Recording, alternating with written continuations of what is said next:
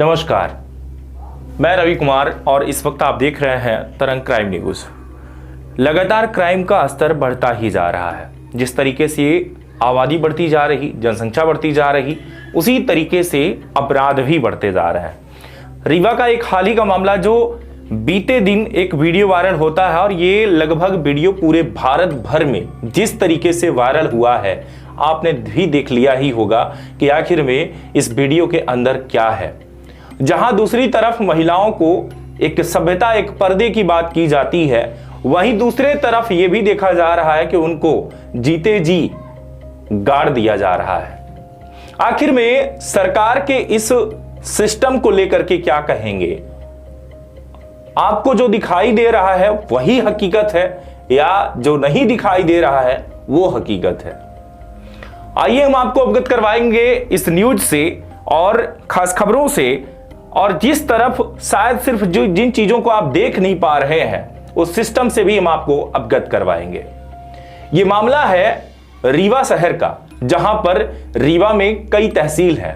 उन तहसीलों के अंतर्गत तहसीलदार भी बैठते हैं, पटवारी भी बैठते हैं, एसडीएम भी बैठते हैं, और ये मामला लगभग बात की जाए तो जिले में कलेक्टर साहब भी बैठते हैं। राजस्व का मामला अगर कहीं भी देखा जाए तो ज्यादातर हर जगह विवाद चल रहा है, क्योंकि ये महीना ही आषाढ़ का चल रहा है। जिस तरीके से अगर बात की जाए कि आषाढ़ का जो महीना होता है, सावन का जो महीना होता है, यहां खेती और सिर्फ खेती होती है। साथ ही साथ अगर जमीन की बात की जाए तो बीते भर की बात हो या इंच भर की बात हो, कोई अपनी जमीन को छोड़ना नहीं चाह रहा है। तो आखिर में इस पल इंसान सोचे तो क्या सोचे, क्योंकि आपको भी चाहिए और हमको भी चाहिए। अगर जमीन हमारी ले लोगे तो हम कहां जाएंगे? हमारे बच्चे हो या हमारे पिता हो या भाई हो, कोई एक दूसरे को कुछ देना नहीं चाहता, बल्कि हर कोई सिर्फ लेना चाहता है। तो आखिर में क्या थी इसकी कहानी?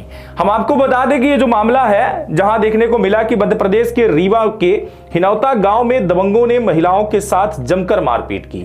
यहां तक कि महिला जमीन पर, इनके जो पट्टे की जमीन है, जो जीवेश और सिवेश की ये जो जमीन देखी जा रही है, इस जमीन पर अगर बात की जाए तो वो चीजें देखी जा रही है कि यह पट्टे की जब जमीन है तो इस पट्टे के जमीन पर कोई व्यक्ति आकर के रोड कैसे बना सकता है। तो आखिर में हम ये जानने का प्रयास करेंगे कि आखिर में ये पट्टे के जमीन पर ये क्यों आए। तो बात यहां पर ये आ जाती है कि ये कोई अलग नहीं, बल्कि उसी परिवार के ये भी हिस्से हैं। ये कोई अलग नहीं है, लेकिन पट्टा किसी और के नाम से है, और ये चाहते हैं कि हमारे घर तक रोड आ जाए। इस रोड को लेकर के, इस रास्ते को लेकर के एक विवाद बना हुआ था, जहां की ये तहसीलदार या कहूं कि कलेक्टर के पास पहुंचते हैं और कहते हैं कि मुझे रास्ता चाहिए सर। कई बार दबाव बनाया जाता है, कहीं ना कहीं से पहुंच पकड़ के भी बात की जाती है, चाहे भारत के कोई भी नेता हो, कहीं ना कहीं उन तक इंसान पहुंचने का प्रयास करता है कि मुझे रास्ता चाहिए साहब, लेकिन रास्ता नहीं मिलता। तो आखिर में यह बात कैसे बनती है कि यह विवाद पैदा कैसे होता है? विवाद जब ये जमीन पर रोड बनाने का प्रयास करते हैं और पहले ग्राम पंचायत के सरपंच से बात करते हैं, अन्य भिन्न लोगों से बात की जाती है, उन अधिकारियों से बात की जाती है और वो काम नहीं कर पाते, तब ये जबरन काम करते हैं।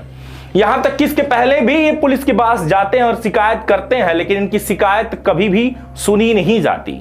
बात यह है कि राजस्व का मामला है साहब, हम नहीं सुन पाएंगे। आप जिला न्यायालय जाइए, कलेक्टर कोर्ट जाइए और वहां पर देखिए। यहां तक कि यह मारपीट की बात तो बनी ही नहीं, बल्कि यहां पर वो उनका ये सिर्फ मात्र एक विरोध था, जहां पर जीवेश की पत्नी और शिवेश की पत्नी दोनों जो है महिलाएं वहां पर बैठ जाती है मात्र इसके लिए, विरोध प्रदर्शन के लिए कि तुम यहां पर रोड नहीं बनाओगे। लेकिन उनकी सुनवाई नहीं होती, बल्कि सीधे तौर पे देखा जाए तो एक डंपर यानी कि एक हाईवा मिट्टी उनके ऊपर डाल दी जाती है, जहां धड़ से ऊपर तक की महिलाएं दब जाती हैं। साथ ही साथ कई वीडियो बनाए जाते हैं, एक वीडियो नहीं बल्कि कई लोग वीडियो बनाते रहते हैं। कुछ लोग लगभग 100 या 150 मीटर दूर, तो कुछ लोग पास से। यहां तक कि मामला किसी और दिन का है, लेकिन वीडियो ये कुछ और दिन पर वायरल होती है। तो आखिर में वीडियो वायरल करने का मकसद क्या था, संदेश क्या था? संदेश था मात्र इनका बचाव, कि मेरे साथ ऐसा हो रहा है। ये उसी दिन वायरल नहीं किया गया इसलिए कि डर भी था कि शायद मेरे साथ ये कुछ कर भी सकते हैं, लेकिन आखिर में मारने के अलावा और ये क्या कर सकते हैं?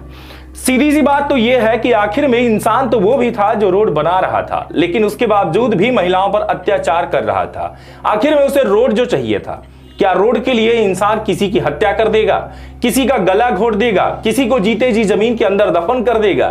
तो बिल्कुल कर देगा, जो आपने वीडियो में देख ही लिया है। अब इस पूरे मामले पर पुलिस क्या करती? पुलिस जब तक ऊपर से आदेश नहीं आया तब तक शायद पुलिस इस पर कोई एक्शन लेना ही नहीं चाहती। हमेशा से यह भी देखा जाता है कि पुलिस की अगर जब बात आती है तो ऊपर से जब प्रेशराइज्ड होते हैं, यानी कि जब ऊपर तक ये वीडियो जाती है, खबरों में आती है, इसके बाद ही पुलिस हरकत पर आती है, वरना आप उसके चक्कर थाने के काटते रहिए, आपको ही गाली देके पुलिस भगा देती है। ये एक बार नहीं कई बार ऐसा मामला हो चुका है कि इसके पास यानी कि जो पुलिस है, जनता के सेवक जो बने हुए, इनके पास जब आप जाते हैं उस टाइम पर पुलिस नहीं सुनती। लेकिन अब पुलिस का कहना है कि हम पूरी कार्यवाही करेंगे, इस पर हम यानी कि उनके ऊपर जान से मारने का जो मामला है वो मामला पंजीबद्ध करेंगे। और इस पर क्या कहते हैं एसपी विवेक यानी कि रीवा के जो एसपी हैं, आइए जानते हैं कि उनके द्वारा क्या कहना है। ये कल दिनांक को थाना मनगांव के हिनौता कोठार गांव में एक पारिवारिक जमीन विवाद था। पांडे परिवार है, उसमें दोनों पक्ष से महिला पुरुष एकत्रित थे और सड़क बनाने को लेकर उनके बीच में विवाद हो रहा था। और जिसमें एक जो वीडियो वायरल हुआ है उसमें जो दो महिलाएं हैं, आशा पांडे और ममता पांडे, उनके ऊपर डंपर से मुरम गिरी है जिसमें वो दब गई थी।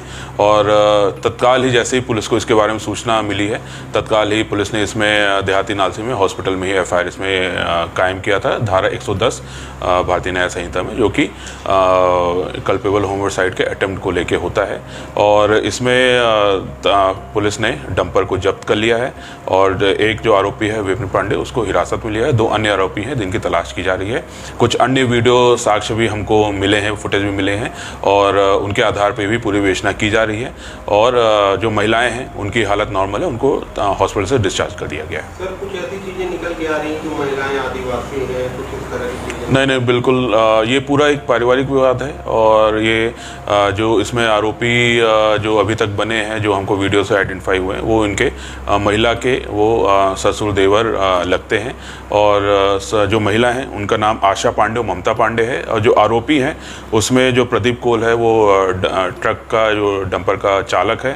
इसके अलावा गोकर्ण पांडे, विपिन पांडे, ये लोग आरोपी। ये घटना रीवा जिले के मनीगांव थाना अंतर्गत का है और मनीगांव थाना अंतर्गत की जो पुलिस है उनके पास पहले से भी कई ऐसे मामले आते हैं, लेकिन पुलिस एक्शन में नहीं रहती। पुलिस सिर्फ मामला टालने पर रहती है क्योंकि ये जमीनी विवाद है और आपस का विवाद है। यहां तक कि पुलिस ये भी कहती है कि मामला सुलझा लो, आपस का है, लेकिन फिर भी ये नहीं जानती पुलिस कि आपस के मामले में ही कागी और कुल्हाड़ी चलते हैं। यहां तक कि अगर बात की जाए तो जान से मारने के लिए यानी कि जीते जी भी गाड़ने का प्रयास किया जा रहा है। तो आखिर में पुलिस क्या तत्कालिक मामला पंजीबद्ध करे या फिर इनको पकड़कर समझाए या फिर एक्शन क्या ले पुलिस इस पर? यह भी कहीं ना कहीं अब एक बड़ा सवाल है कि आखिर में जब तत्कालिक जब जाता है कोई शिकायत करने तो पुलिस को पहले जांच करना चाहिए या एफआईआर करना चाहिए।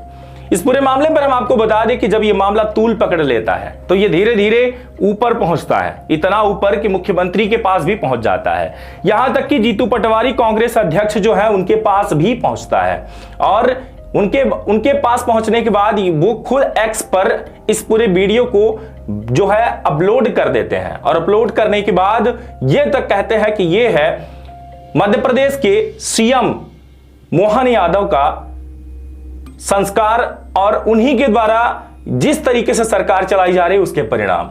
तो आखिर में सोचिए कि महिलाएं क्या सुरक्षित नहीं हैं? ऐसा नहीं है। इस पर जो है माननीय सीएम यानी कि बात की जाए मोहन यादव की, तो उनके द्वारा भी कहा गया कि हम बिल्कुल बख्शेंगे नहीं, जो मामला है जैसा भी है इस पर हम कार्यवाही त्वरित करेंगे। यहां तक कि एक व्यक्ति को पकड़ भी लिया गया है पुलिस के द्वारा, एक व्यक्ति को पकड़ा गया, अभी 2 लोग फरार भी हैं। इस पूरे मामले पर पुलिस जांच कर रही है और मौके वारदात पर गिरफ्तार भी कर रही है।